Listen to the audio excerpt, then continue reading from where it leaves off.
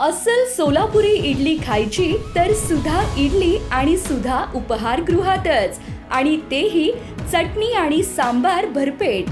तर मग आता सोलापूर शहराच्या मध्यवर्ती भागात मोदी यतिराज हॉटेल शेजारी नव्याने सुरू झालेलं सुधा उपहारगृह, अत्यंत प्रशस्त जागा, वातानुकूलित पार्टी हॉल, स्वच्छ निर्भेळ खाद्यपदार्थ, आरओ फिल्टर पाण्यासह आणि पार्किंगच्या व्यवस्थेसह ग्राहकांच्या सेवेत 16 मे 2024 पासून रुजू।